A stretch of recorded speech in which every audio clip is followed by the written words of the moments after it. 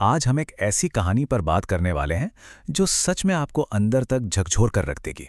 ये सिर्फ एक क्राइम न्यूज़ नहीं है, ये एक ऐसी त्रासदी है जो हमारे समाज के कुछ बहुत ही कड़वे सच, हमारे गहरे पूर्वाग्रहों और सिस्टम की एक बहुत बड़ी विफलता को बेनकाब करती है। आज के इस विश्लेषण में हम बात करेंगे दिल्ली में रहने वाले एक ऐसे प्रवासी के जो सिर्फ एक बेहतर जिंदगी की तलाश में अपना घर बार छोड़कर आया था।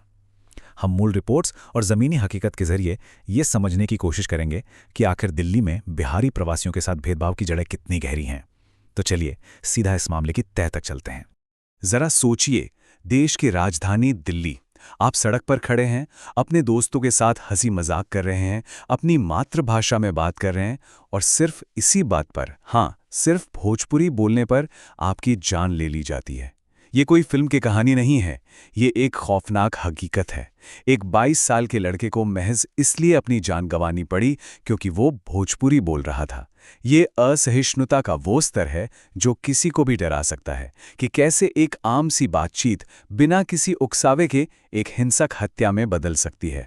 आखिर ये लड़का था कौन? इसका नाम था पांडव कुमार। उम्र सिर्फ 22 साल। दिल्ली में एक फूड डिलीवरी एजेंट का काम करता था। रिपोर्ट्स बताती हैं कि वो उत्तम नगर की कुम्हार कॉलोनी में छत पर बने एक छोटे से 10 बाय 12 के कमरे में रहता था। अब जो बात सबसे ज्यादा दिल तोड़ने वाली है वो ये कि पांडव अपने माता पिता और छोटे भाई समेत पूरे परिवार का इकलौता सहारा था।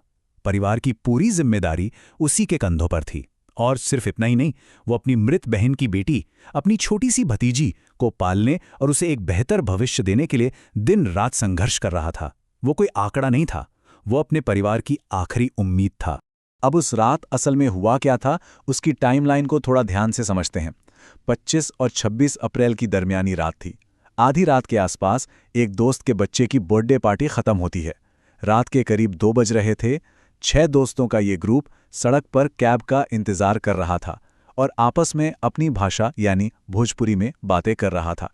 ठीक 2:05 पर दिल्ली पुलिस के स्पेशल सेल का एक of duty head constable Neeraj वहां आता है और उनका आमना सामना होता है। और आप यकीन मानिए, महज 5 मिनट के अंदर रात 2:10 पर पांडव को गोली मार दी जाती है। उसका दोस्त कृष्णा भी इसमें गंभीर रूप से घायल हो जाता है। बिना किसी बात के हालात इतनी जल्दी बेकाबू हो गए। वहां मौजूद गवाहों ने जो बताया वो क्षेत्रीय नफरत की एक बहुत ही डरावनी तस्वीर पेश करता है। गवाहों का कहना है कि आरोपी कांस्टेबल ने आते ही उनके क्षेत्र और उनकी पहचान को लेकर भद्दी गालियां देनी शुरू कर दी। उसने कथित तौर पे कहा कि बिहारी लोग उनके इलाके पर कब्जा कर रहे हैं।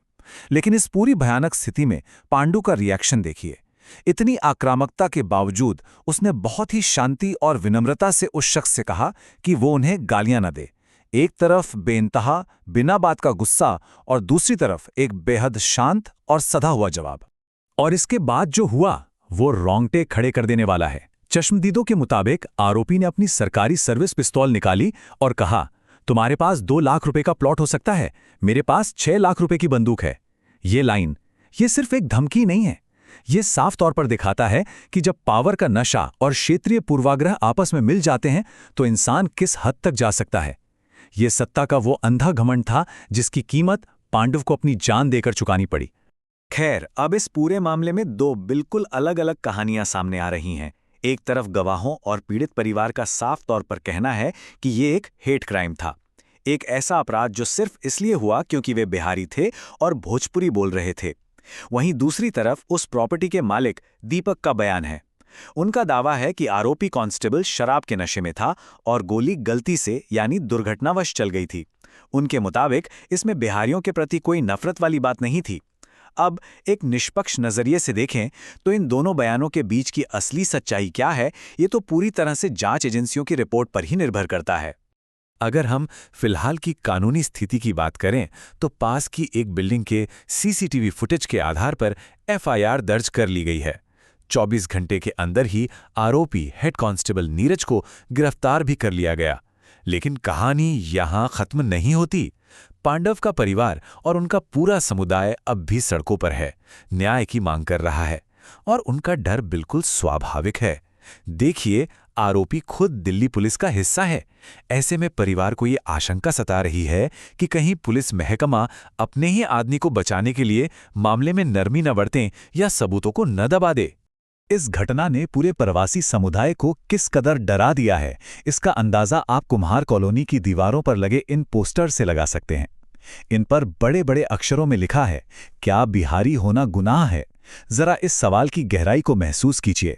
जब आप अपना घर परिवार छोड़कर 2 वक्त की रोटी कमाने किसी अनजाने शहर में आते हैं और वहां आपको सिर्फ इसलिए मार दिया जाता है कि आप किस राज्य से आते हैं, तो वो पूरा समुदाय अंदर तक सहम जाता है। ये पोस्टर्स महानगरों में प्रवासियों के साथ हो रहे भेदभाव का एक जीता जागता और कड़वा सबूत हैं।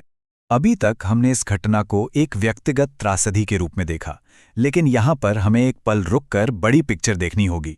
आखिर ऐसा क्या है जो एक 22 साल के लड़के को अपना घर, अपना राज्य छोड़ने पर मजबूर कर देता है?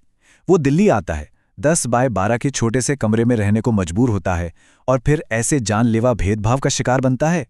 ये सवाल हमें उस बड़े सिस्टम की विफलता की ओर ले जाता है जो असल में इस पूरी त्रासदी की जड़ है।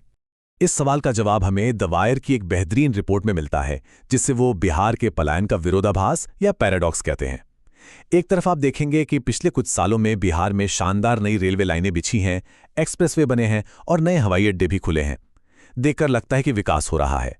लेकिन दूसरी तरफ की कड़वी सच्चाई ये है कि इतने अच्छे इंफ्रास्ट्रक्चर के बावजूद राज्य में कोई बड़ा औद्योगिक निवेश नहीं आया, नौकरियां नहीं बनी।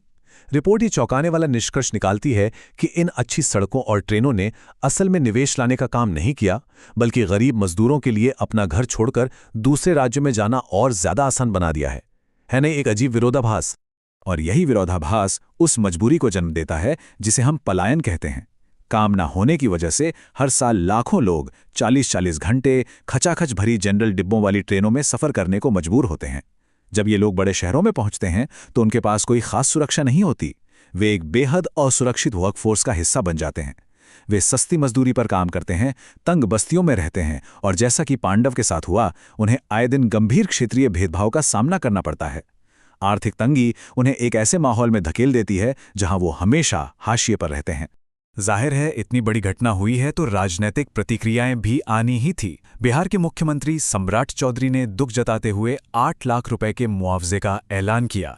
विपक्ष के नेता तेजस्वी यादव ने सीधा भाजपा पर निशाना साधते हुए कहा कि आज के समय में बिहारी होना एक गुनाह बन गया है।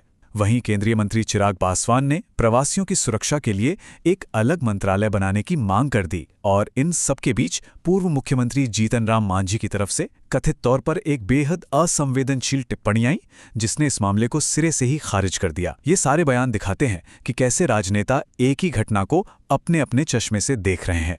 तो इस पूरी चर्चा के बाद आखिर में एक बहुत ही गहरा सवाल हमारे सामने आकर खड़ा हो जाता है। हाँ, हम देख रहे हैं कि एक पुलिस वाले की गिरफ्तारी हो गई है, मुआवजे के चेक भी बांटे जा रहे हैं, लेकिन क्या इतना काफ़ी है? जब हमारा बुनियादी आर्थिक ढांचा और हमारा सिस्टम ही इन कमज़ोर लोगों को मजबूर करता है कि वो अपना घर छोड़ें और महानगरों के इस नफरत का शिकार बने, तो फिर असल न्याय क्या है? पांडव कुमार की ये कहानी हमें अपने सिस्टम, विकास के दावों और एक समाज के तौर पर हमारी सोच पर बहुत गहराई से विचार करने को मजबूर करती है। आज के इस विश्लेषण में हमारे साथ जुड़ने के लिए आपका बहुत बहुत धन्यवाद। उम्मीद है इस चर्चा से आपको इस पूरे मुद्दे की गंभीरता को समझने में मदद मिली होगी।